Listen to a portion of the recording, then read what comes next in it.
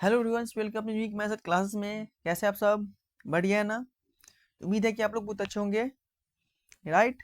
चलिए, तो आप लोग को ऑलरेडी पता होगा कि जो मेरा क्लास जो चल रहा है आपका सीनेट और सीपेट का, किसी चल रहा है। तो जो सीनेट और सीपेट के जो एग्जाम होता है, जो एबीपी एमयू जो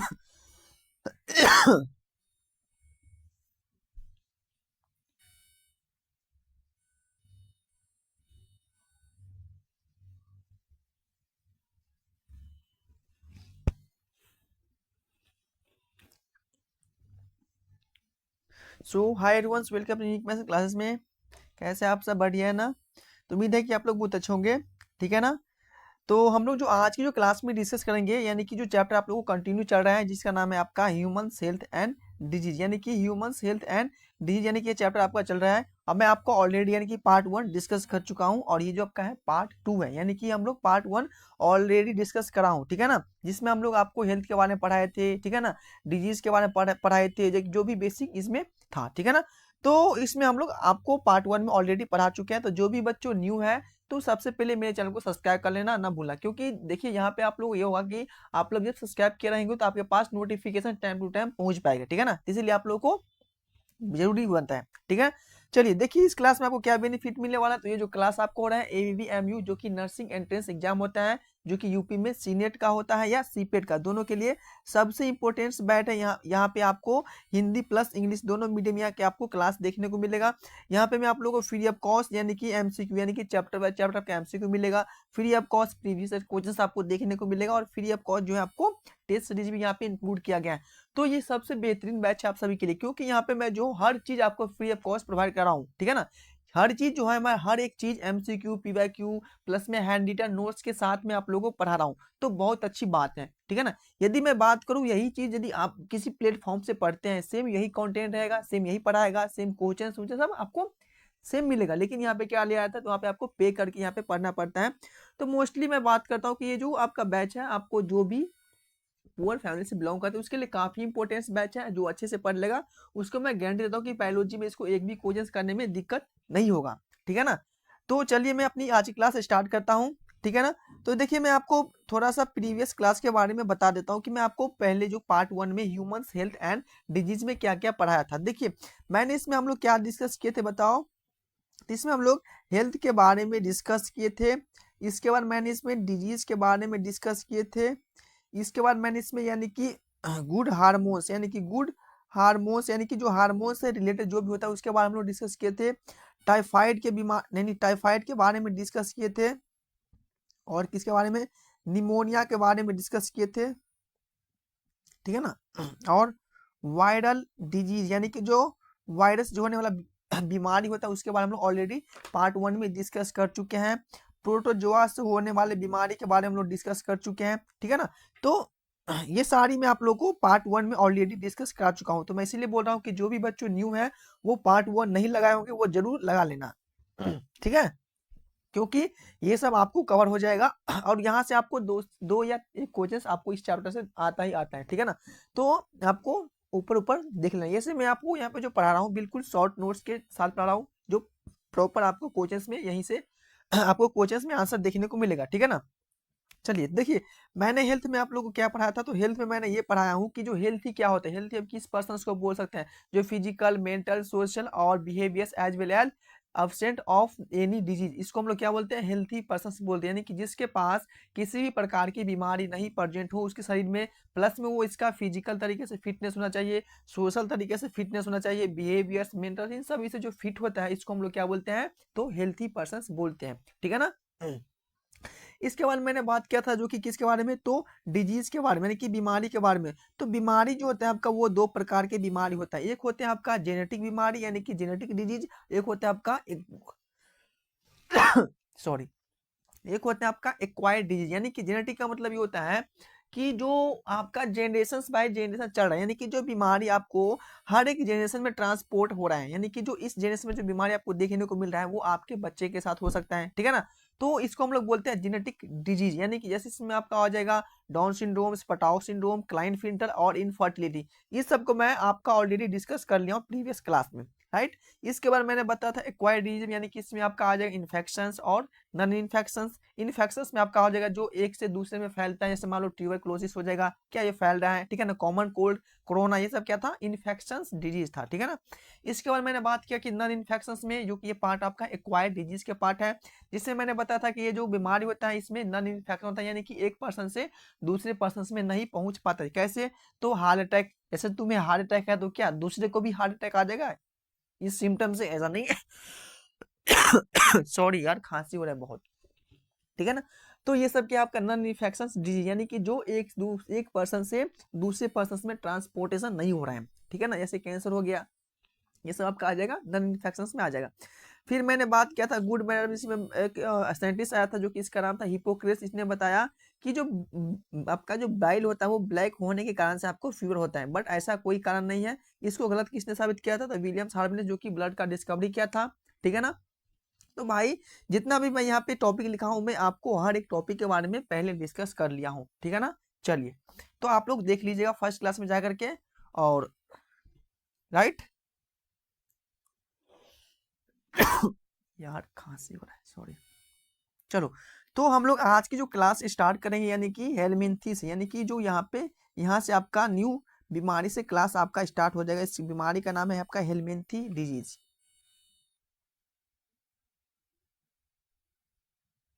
हेलमिंथ डिजीज, देखिए, हेलमिंथ डिजीज में आपका दो टाइप्स की बीमारी आपको देखने को मिलता है। फर्स्ट, यानी कि ये एक तो आपका हो जाएगा, एक आपका हो जाएगा एस्कैरिसिस,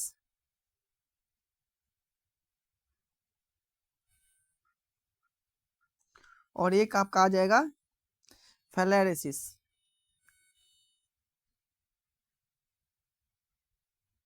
जिसको हम लोग क्या बोलते हैं, फिलेरिया बोलते हैं।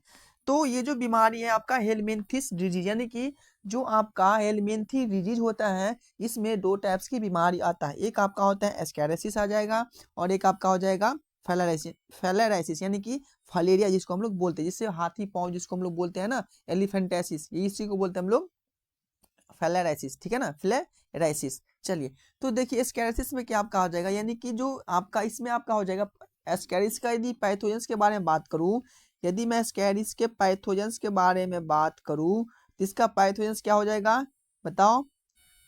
इसका पैथोजेंस क्या हो जाएगा? एस्कैरिस क्या हो जाएगा? एस्कैरिस, जिससे आपका क्या हो जाएगा, इंटेंस इंटेस्टाइनल्स पैरासाइट, यानी कि जो आपका इंटेस्टाइन है उसमें क्या हो जाएगा, पैरासाइट का इन्फेक्शन इसमें फैल जाता है, ठीक है ना। इसके मैं मोड ऑफ ट्रांसमिशन के बारे में बात करूं, मोड ऑफ ट्रांसमिशन, ये फैलते कैसे हैं? तो सॉइल से, वाटर से, गंदे वाटर पीने से, प्लस में आपका वेजिटेबल से, ठीक है ना। तो इसका ये क्या है आपका मोड ऑफ ट्रांसमिशन, यानी कि वो सॉइल से फैलता है, वाटर के थ्रू ट्रांसमिशन होता है, और ये वेजिटेबल के थ्रू क्या होता है, उसका ट्रांसमिशन होता है, ठीक है ना। ये आपका हो जाएगा एस्कैरिसिस में आ जाएगा, ठीक है ना। देखिए, मैं आपको जो यहाँ पे दे रहा हूँ, जो पढ़ा रहा हूँ, बिल्कुल आपको ये रट लेना है, ठीक है ना। यानी कि क्वेश्चंस आपको डायरेक्ट यहीं से क्वेश्चंस आपको देखने को मिलेगा जो मैं पढ़ाता हूँ, ठीक है ना। चलिए, तो आगे हम बात करते हैं फेलारिसिस के बारे में, जिसको हम लोग बोलते हैं एलिफेंटेसिस, इसको हम लोग बोलते हैं, क्या बोलते हैं, एलिफेंटेसिस। इसमें आप लिख लीजिए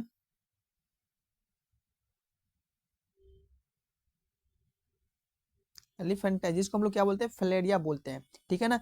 इसके यदि मैं पैथोजेंस के बारे में बात करूं, तो इसका पैथोजेंस आपका हो जाएगा फ्लैरियल वर्म, क्या हो जाएगा, फ्लैरियल वर्म, और वुचेरिया। वुचेरिया इसका पैथोजेंस होता है।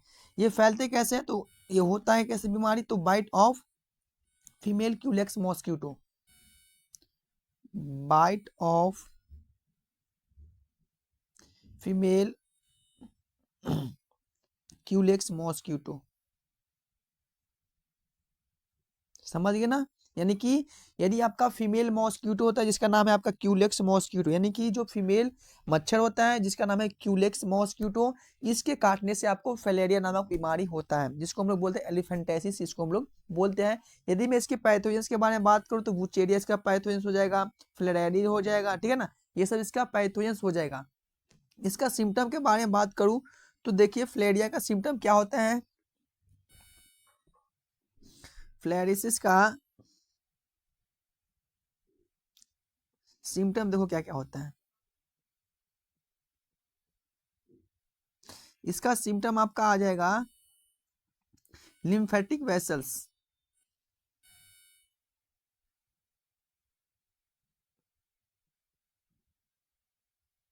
कॉमा रिप्रोडक्टिव ऑर्गन के नीचे।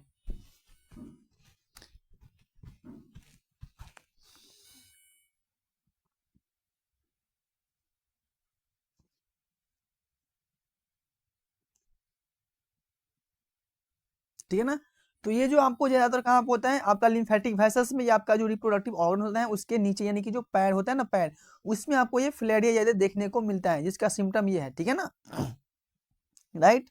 चलिए, ये इतना इंपॉर्टेंट नहीं है, बट मैं आपको यहाँ पे बता रहा हूँ जाकि ताकि आप लोग को नॉलेज रहे इसके बारे में। ठीक है ना, ये जो मैं भी बता रहा हूँ इतना इंपॉर्टेंट नहीं है, बस मैं आपको ये नॉलेज दे रहा हूँ, राइट है ना, जिससे आपको नॉलेज रहे कि फिलेरिया क्या होता है, स्कैरेसिस क्या होता है, ठीक है ना, एलिफेंटाइटिस किसको हम लोग बोलते हैं। तो फिलेरिया को ही हम लोग एलिफेंटाइटिस के नाम से जानते हैं, यानी कि एलिफेंटाइटिस के नाम से जानते हैं। ठीक है ना, चलिए नेक्स्ट हम लोग पढ़ेंगे किसके बारे में, तो फंगल डिजीज के बारे में, यानी कि फंगल बीमारी। ठीक है ना, फंगस से होने वाली बीमारी के बारे में हम लोग पढ़ेंगे। तो फंगस से होने वाली बीमारी के बारे में हम लोग पढ़ेंगे। नेक्स्ट है आपका फंगल डिजीज। नेक्स्ट है आपका फंगल डिजीज। ये भी आपका दो टाइप्स का होता है। ठीक है ना, एक होता है आपका एमियोबाइसिस और एक होता है आपका रिंग वर्म। एक होता है आपका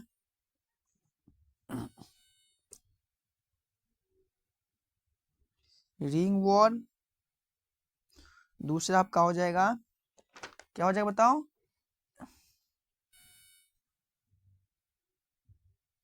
एमियोबाइसिस।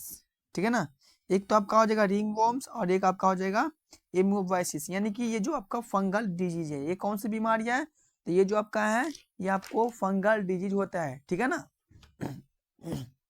देखिए रिंग वर्म, यदि मैं पैथोजेंस के बारे में बात करूं, यदि मैं रिंग वर्म के पैथोजेंस के बारे में बात करूं, इसका पैथोजेंस आपका हो जाएगा माइक्रोस्पोर्म। क्या हो जाएगा, माइक्रोस्पोर्म, माइक्रोस्पोर और ट्राइकोफाइटन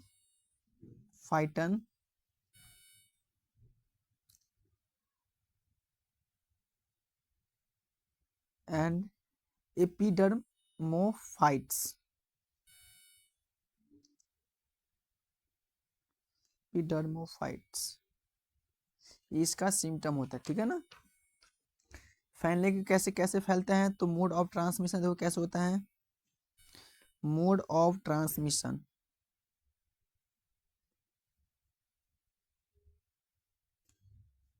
ये होता है कैसे, सॉइल और यूजिंग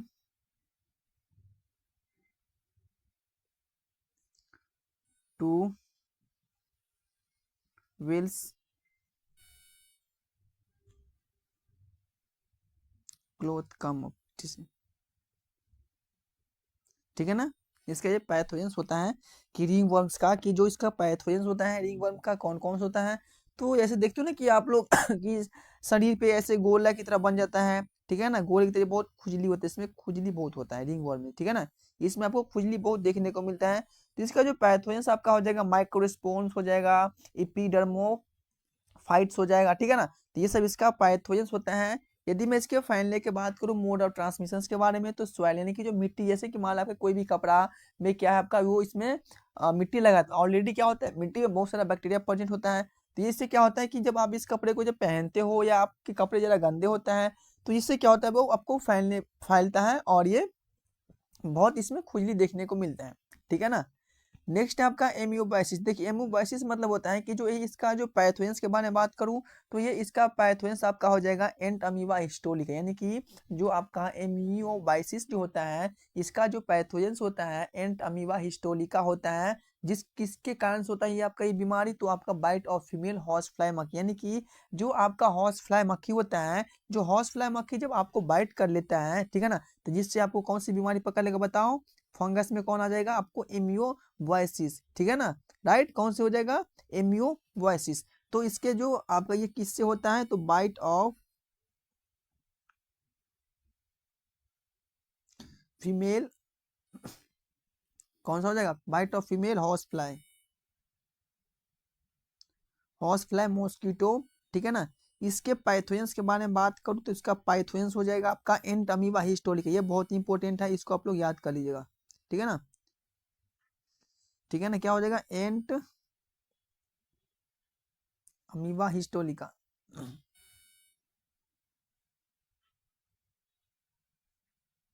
ठीक है ना। तो ये जो मैं आपको बताया हूँ ये जो पॉइंट ये बहुत इंपॉर्टेंट है, यहाँ से क्वेश्चन आपको पूछ सकते हैं, ठीक है ना। तो ये आपको याद कर लेना है, राइट।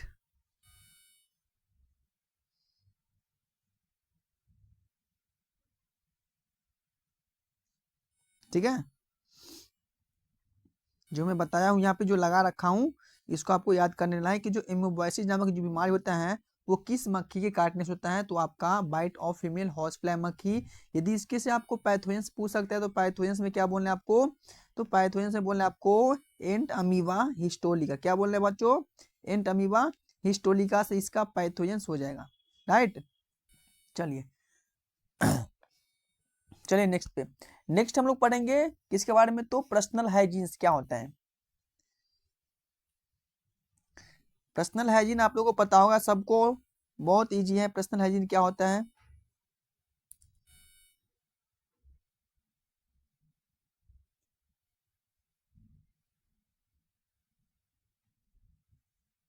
पर्सनल हाइजीन क्या होता है पता है ना आप लोगों को। देखिए पर्सनल हाइजीन्स का मतलब होता है कि जो अपने खुद को मैं अपना कैसे केयर करता हूँ, अपने खाना पीना बॉडी आसपास की इन्वायरमेंट की कैसे हम लोग सफाई रखते हैं, यानी कि जो अपने घर के जो अपने आसपास घर के जो आसपास जो मेरा इन्वायरमेंट है इसको हम लोग कैसे सफाई रखते हैं, अपने कपड़े को कैसे हम लोग साफ करते हैं, कैसे हम लोग को खाना खाना चाहिए, कैसे पता है ना, यानी कि जो सबसे पहले आपको हाथ अच्छे से साफ करना चाहिए, फिर भी कोई चीज को खाना चाहिए, ये सब क्या आपका पर्सनल हाइजीन, यानी जिससे आप खुद को मेंटेन कर सकते हो। जैसे कि मान लीजिए कि आपके घर के आसपास में बहुत पानी जमता है, ठीक है ना, तो ऑलरेडी है कि जहाँ पे पानी जमेगा वहां पे क्या होगा, मच्छर को क्या होता है, प्रोड्यूस होता है, यानी कि यहाँ पे मच्छर ज्यादा देखने को मिलता है। जहाँ पे आपको गंदे पानी होगा घर के आसपास में वहां पे मच्छर क्या होता है, बहुत ज्यादा होता है, जिससे क्या होता है इस मच्छर को काटने से आपको डेंगू हो सकता है, चिकनगुनिया हो सकता है, ठीक है ना, और फ्लेरिया भी हो सकता है, ठीक है ना। तो वो सब डिफरेंट डिफरेंट टाइप्स का मच्छर के भी कैटेगरी होता है, राइट। तो ये सब क्या आपका पर्सनल हाइजीन, जिससे हम खुद मेंटेन कर सकते हैं अपने शरीर को, अपने आसपास की इन्वायरमेंट को जो भी मेंटेन कर सकते हैं। तो इसमें हम लोग बहुत इजी लिख सकते हैं कि clean of keep the body, keep the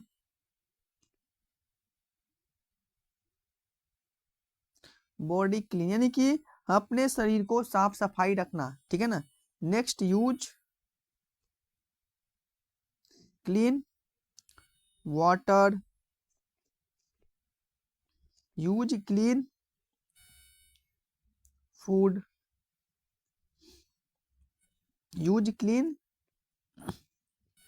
hand, ठीक है ना, ETC। तो ये सब क्या आपका ये पर्सनल हाइजीन्स का ये पार्ट होता है, इसमें हम लोग ये यदि क्वेश्चन आएगा तो किस में आएगा आपका नर्सिंग एप्टीट्यूड में, इससे क्वेश्चन आएगा, नर्सिंग एप्टीट्यूड है ना, इसमें ये क्वेश्चन आपको पूछ सकता है कि पर्सनल हाइजीन मेंटेन कैसे किया जाता है। इसमें आपका ऑप्शन दे रखा है 3-4 जिसमें आपको टिक लगा देना है, ठीक है ना। यानी कि जो खुद को मैं अपना मेंटेन कैसे कर पा रहा हूँ, अपने शरीर को, अपने घर के अपने आसपास की इन्वायरमेंट को, ठीक है ना। जैसे कि मालूम कोई खाना खाते हैं तो सबसे पहले क्या कहते हैं, हाथ को अच्छे से धोते हैं साबुन से 4 मिनट या 5 मिनट जो भी हो 20 सेकेंड अच्छे से धोते हैं, फिर हम क्या कहते हैं इसको अच्छे से सफाई करके फिर मैं अपने खाना खाने के लिए बैठता हूँ। कोई भी सब्जी आप मार्केट से लाते हो तो क्या आप पहले सब्जी को लाते हो काट कूट के सीधा बना ले, तो नहीं नहीं करते हो ना, यानी कि क्या करते हो पहले सब्जी को, यानी कि जब कोई भी वेजिटेबल आप मार्केट से लाते हो तो पहले इसको धोते हैं, सफाई सफाई करते हैं, फिर मैं इसको क्या करते हैं काट के, फिर मैं क्या करता हूँ अपना जो भी खाना बनाता हूँ, ठीक है ना। तो ये सब क्या आपका पर्सनल हाइजीन मेंटेन करते हैं, ठीक है ना। लेकिन बहुत सारा ऐसा बच्चा है जो मेंटेन नहीं करता है, कहीं भी जाएगा, भाई यहाँ पे समोसा बन रहा है बहुत स्वादिष्ट होगा, हाँ चल खाते हैं, हाथ न कुछ करेगा, सीधा डालने, हाँ भाई जाने दे, कुछ नहीं, बाद में देखा होगा, जो भी कुछ होगा ना, डॉक्टर तो है ना, हाँ चल दे, ये सब होता है।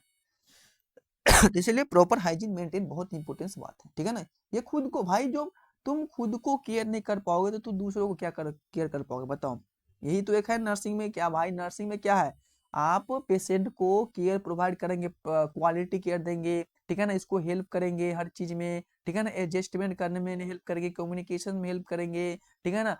इसको आप लोग जो पर्सनल हाइजीन मेंटेन करने में बोलेंगे, हेल्प करेंगे, तो भाई जब तुम खुद ही ने मेंटेन कर पाओगे, तो तुम इसको क्या कैसे बताओगे कि भाई पेशेंट को आप हाथ ऐसे से धो के खाओ, आप जाओगे हॉस्पिटल में, ठीक है ना, तब उन सब के बारे में नॉलेज अच्छे से आ जाएगा, ठीक है ना। चलिए नेक्स्ट पढ़ेंगे हम लोग किसके बारे में, तो human immune system. Immune system आप लोग को पता होगा क्या होता है, ह्यूमन इम्यून सिस्टम आप लोग को ऑलरेडी पता होगा हमें लगता है। ह्यूमन इम्यून सिस्टम,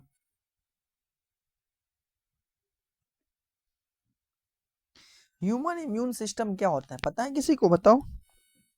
देखो ह्यूमन इम्यून सिस्टम ये होता है कि जो हमें किसी भी पैथोजन से या किसी भी माइक्रो ऑर्गेनिज्म से जो हमारे शरीर में एंट्री करता है, माइक्रो ऑर्गेनिज्म या कोई भी पैथोजन या कोई भी एंटीजेंस, तो हमारे शरीर क्या करता है, उसके प्रति एंटीबॉडी बनाता है।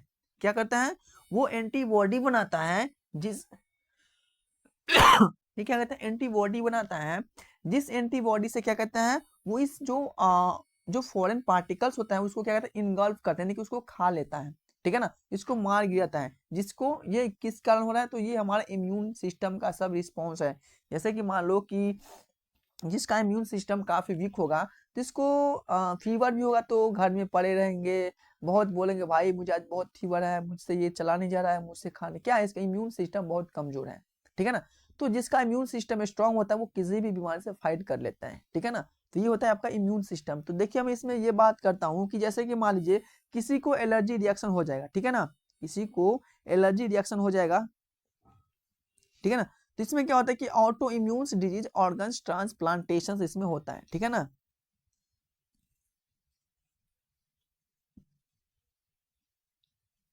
राइट,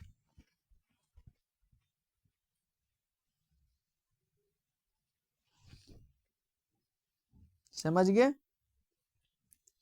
तो इसमें आप लोग लिख सकते हैं कि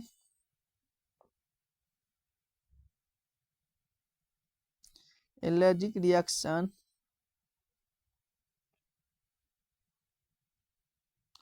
auto immune disease organ transplantation,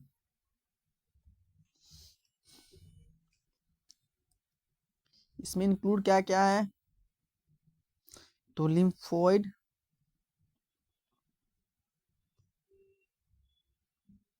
organ, tissue cell, ETC, ये सब इसका ये क्या इंक्लूड हो गए, राइट। तो आपको यहाँ से सिर्फ ये याद रखना है कि इम्यून क्या होता है, इम्यून सिस्टम क्या होता है, ठीक है ना।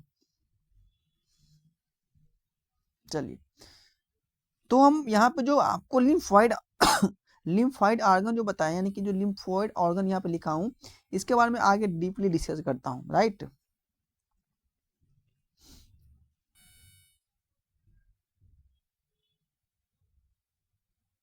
लिम्फोइड ऑर्गन,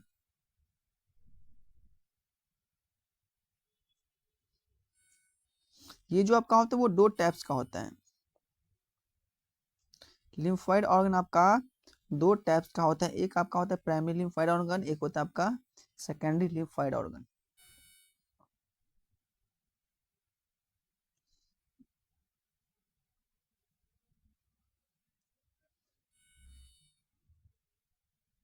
एक आपका हो जाएगा,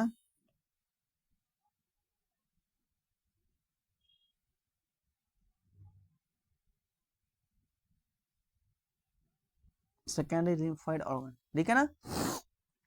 तो देखिए प्राइमरी लिम्फोइड ऑर्गन और सेकेंडरी लिम्फोइड ऑर्गन क्या होता है। तो सबसे पहले मैं बात करता हूँ जो आपका प्राइमरी लिम्फोइड ऑर्गन है, कौन हो जाएगा बताओ।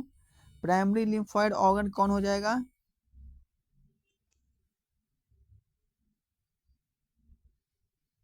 तो प्राइमरी लिम्फोइड जो ऑर्गन ऑर्गन होता है ये आपको कौन कौन सा होता है, बोन मैरो, बोन मैरो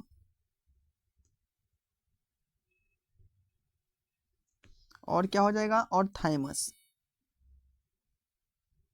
ये क्या आपका प्राइमरी लिम्फोइड ऑर्गन्स। देखिए मैं आगे चल के बोन मैरो को डीपली डिस्कस करेंगे और थैमस के बारे में अच्छे से डिस्कस करते हैं, ठीक है ना। पहले मैं आपको टाइप्स के बारे में लिखता हूँ कि कौन सा लिम्फोइड ऑर्गन है, प्राइमरी कौन सा होता है और सेकेंडरी कौन सा होता है, ठीक है ना। तो प्राइमरी लिम्फोइड ऑर्गन जो आपका हो जाएगा बोन मैरो हो जाएगा, प्लस में आपका थाइमस जो होता है वो आपका प्राइमरी लिम्फोइड ऑर्गन होता है, ठीक है ना। नेक्स्ट आपका है, राइट, समझ गए। चलिए नेक्स्ट आपका है सेकेंडरी लिम्फोइड ऑर्गन। देखिए सेकेंडरी लिम्फोइड ऑर्गन में क्या क्या आ जाएगा आपका। तो सेकेंडरी लिम्फोइड ऑर्गन में आपका स्प्लीन हो जाएगा, ठीक है ना। सॉरी, लिम्फ नोड हो जाएगा,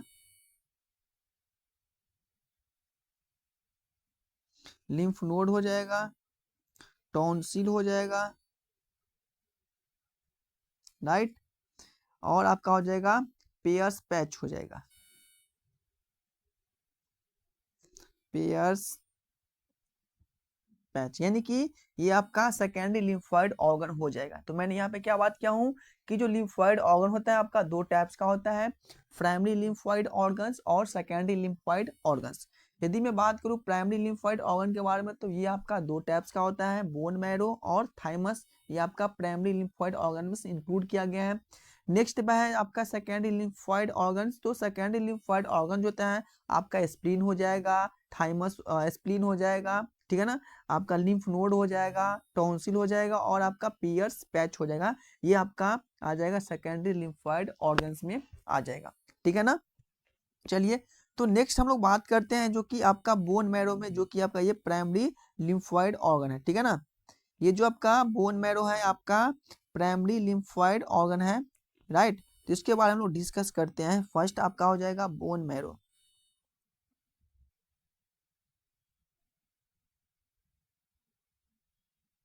बोन मैरो क्या है बताओ। तो बोन मैरो जो है आपका है प्राइमरी लिम्फोइड ऑर्गन है, ठीक है ना। बोन मैरो आपका प्राइमरी लिम्फोइड ऑर्गन है। देखिए इसमें क्या क्या आ जाएगा।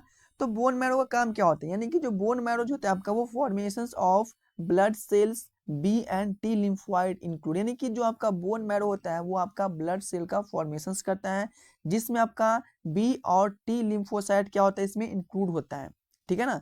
यानी कि जो आपका बोन मैरो होता है वो आपका ब्लड सेल का फॉर्मेशन करता है। कौन सा ब्लड सेल, तो आरबीसी का फॉर्मेशन करता है ब्लड सेल्स का, जिसमें आपका बी और टी लिम्फोसाइट इसमें क्या होता है इंक्लूड होता है। तो इसमें आप लोग लिख सकते हैं कि फॉर्मेशन ऑफ ब्लड सेल,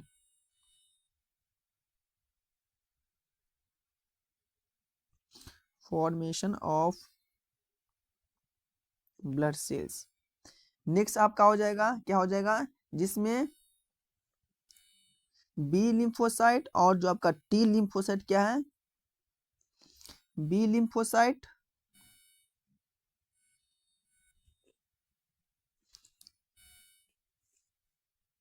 जिसमें क्या हो जाएगा आपका बी लिम्फोसाइट और टी लिम्फोसाइट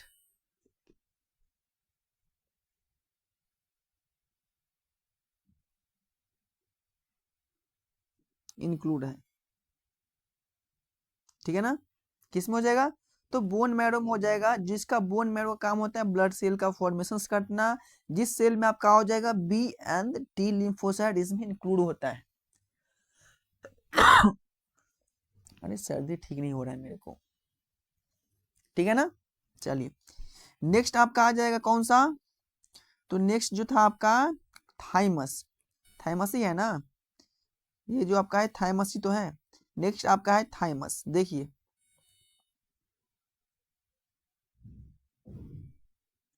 थाइमस ये किसका पार्ट है बताओ, बताओ किसका पार्ट है बच्चों, तो वो है आपका प्राइमरी लिम्फोसाइट का पार्ट है। कौन कौन सा है? तो ये आपका एक हो जाएगा थाइमस हो जाएगा, और एक आपका हो जाएगा बोन मैरो, जो आपका प्राइमरी लिम्फोसाइट ऑर्गन्स का ये क्या है आपका पार्ट है।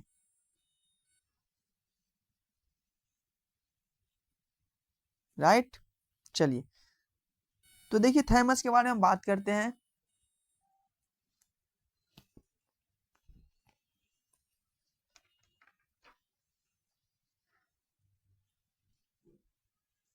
ठीक है ना, तो देखिए हम लोग थाइमस के बारे में बात करते हैं कि जो थाइमस क्या होता है। तो थाइमस में जो आपका आ जाएगा, जो कि ये थाइमस जो होता है, जो आपका क्या होता है, एक मिनट रुक जाओ।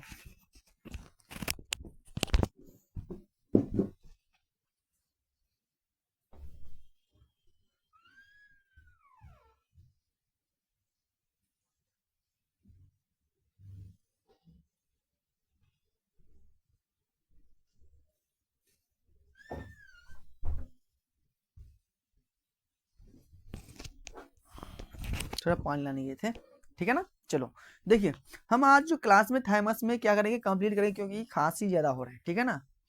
तो मैं चाहता हूँ कि थोड़ा बहुत ले लेता हूँ आज क्लास। देखो पहले बात तो मुझे आज क्लास लेने का मन नहीं था, क्योंकि खांसी बहुत हो रहा था, तो मैंने सोचा कि चलो जो खींचा जाएगा कोई दिक्कत नहीं, खींच लेता हूँ, ठीक है ना। तो हम लोग आज जो थाइमस में ही कंप्लीट करेंगे, थाइमस पढ़ लेंगे, स्प्लीन के बारे में पढ़ लेंगे, ठीक है ना। चलिए, तो हम लोग बात कर रहे थे किसके बारे में, थाइमस के बारे में बात कर रहे थे। देखिए थाइमस क्या होता है, थाइमस जो होता है वो आपका बाइलोब्ड होता है, ठीक है ना। क्या होता है वो आपका बाइलोब्ड होता है। ये जो आपका थाइमस होता है वो काफी ज्यादा बड़ा होता है। जब आप बच्चे जन्म लेते हैं, यानी कि जब बच्चे का जन्म होता है, तो उस समय पे जो आपका थाइमस जो होता है वो क्या होता है, काफी लार्ज साइज का होता है। जैसे जैसे आप बच्चे का जब उम्र बढ़ता है, जब प्यूबर्टी एज में वो जब एंट्री करता है, ठीक है ना, जब 11 से 12 साल का होता है, तो इसमें क्या होता है, ये थाइमस का साइज छोटा होने लगता है, ठीक है ना। क्या होता है, थाइमस का जो साइज होता है, क्या होता है, वो आपको छोटा होने लगता है। राइट, ठीक है ना। और इनमें बात करूँ थाइमस के मिच्योर के बारे में, तो टी लिम्फोसाइट होता है वो मिच्योर करता है थाइमस को, ठीक है ना। तो हम लोग क्या बोल सकते हैं थाइमस में, थाइमस जो होता है वो आपका बाइलोब्ड होता है, थाइमस आपका बाइलोब्ड होता है, ठीक है ना। It is large size during birth,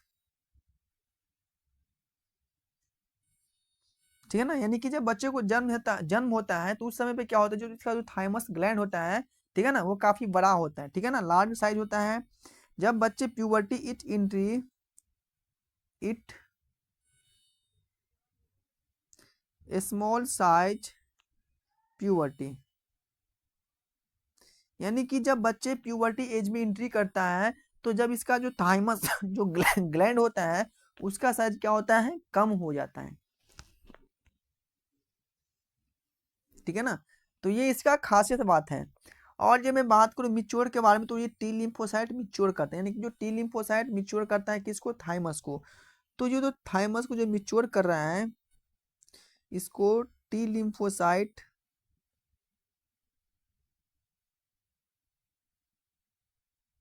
क्या कर रहा है, मिच्योर कर रहा है थाइमस को, ठीक है ना। किसको कर रहा है, तो थाइमस को टी लिम्फोसाइट मिच्योर कर रहा है। तो यहाँ पे मैंने बताया कि जो आपका प्राइमरी लिम्फोइड ऑर्गन के बारे में, ठीक है ना, प्राइमरी लिम्फोइड ऑर्गन के बारे में बताया हूँ, जिसमें आपका बोन मैरो होता है और आपका थाइमस होता है। बोन मैरो क्या करता है, वो आपका ब्लड सेल का प्रोडक्शन करता है। इसमें बी और टी लिम्फोसाइट क्या होता है, इसमें शामिल होता है। राइट, चलिए नेक्स्ट मैंने बात किया हूँ थाइमस के बारे में। थाइमस जो होता है वो क्या होता है, सबसे लार्जेस्ट क्या होता है बताओ, साइज होता है कब, ड्यूरिंग, यानी कि बर्थ के समय सबसे लार्जेस्ट साइज होता है थाइमस का होता है। जब बच्चे का उम्र बढ़ता है, जब प्यूबर्टी एज में जब एंट्री करता है, तब इसका साइज क्या होता है, छोटा हो जाता है। थाइमस आपका बाइलोब शेप का होता है, ठीक है ना। इसके बाद जो होता है आपका थाइमस का जो मिच्योर होता है, वो आपका टी लिम्फोसाइट इसको मिच्योर करता है। राइट, चलिए नेक्स्ट एक पार्ट के बारे में डिस्कस कर लेता हूँ, जिसका नाम है स्प्लीन, जो कि आपका सेकेंडरी लिम्फोइड ऑर्गन है, ठीक है ना। ठीक है ना, कौन सा आपका स्प्लीन, स्प्लीन को हम लोग क्या बोलते हैं, स्प्लीन को क्या बोलते हैं, स्प्लीन को बताओ। स्प्लीन को हम लोग बोलते हैं कबरगाह, ठीक है ना बच्चों। स्प्लीन को हम लोग बोलते हैं कबरगाह। कौन सी कबरगाह बताए ना आप लोगों को, यानी कि आरबीसी का कब्रिस्तान किसको बोलते हैं, स्प्लीन को बोलते हैं। ठीक है, चलिए देखिए स्प्लीन जो होता है वो आपका बीन शेप का होता है। बीन जैसे किडनी होता है ना, उस शेप का आपका स्प्लीन होता है। जो कि स्प्लीन का जो काम होता है, वो जब आरबीसी जब मरता है तो वो क्या कहाँ इकट्ठा होता है, आपका स्प्लीन में जा करके जो आपका आरबीसी इकट्ठा होता है। ठीक है ना, समझ गए ना।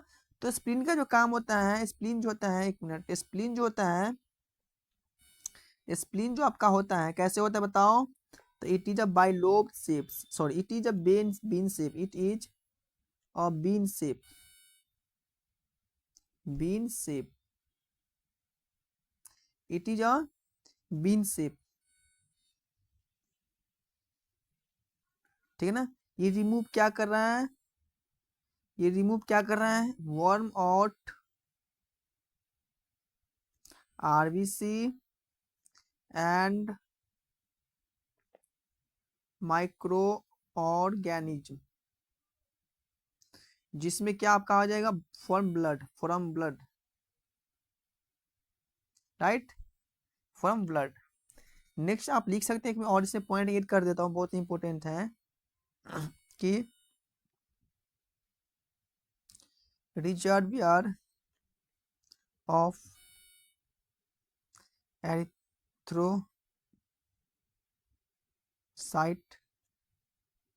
Foetus, right. बोले नहीं जा रहा है यार। तो यहाँ पे मैंने बात किया स्प्लीन्स के बारे में। स्प्लीन्स क्या होता है, वो आपका आरबीसी को कब्रिस्तान कहते हैं। इसको मैं हिंदी में लिख देता हूँ बच्चों को जिसको पता ना हो, इसको हम लोग क्या बोलते हैं, आरबीसी का कब्रिस्तान।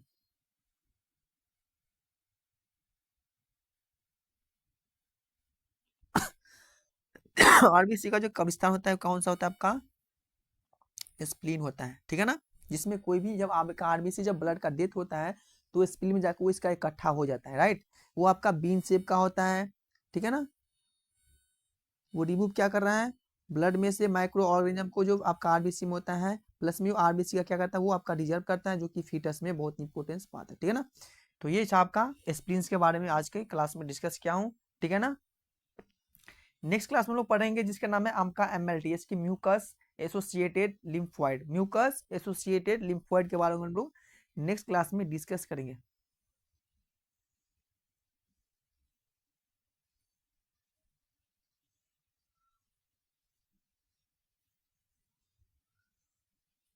ठीक है ना, चलिए।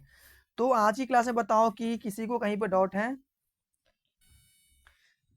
जिसको भी कहीं पे डाउट होगा वो जरूर बताना है नेक्स्ट क्लास में। ठीक है ना, चलिए। तो बच्चों क्योंकि आज मैं क्लास जल्दी कंप्लीट करूंगा क्योंकि मुझे आज बहुत खांसी हो रहा है। ठीक है ना, तो मैं नहीं चाहता हूँ कि आपको इतना डिस्टर्ब हो, क्योंकि बात बात पे हमें खांसी आ जाता है। ठीक है ना, तो मैं आज की क्लास यहीं पे कंप्लीट करूंगा, राइट। ये रहा आपका 2026 का ABBMU का बैच।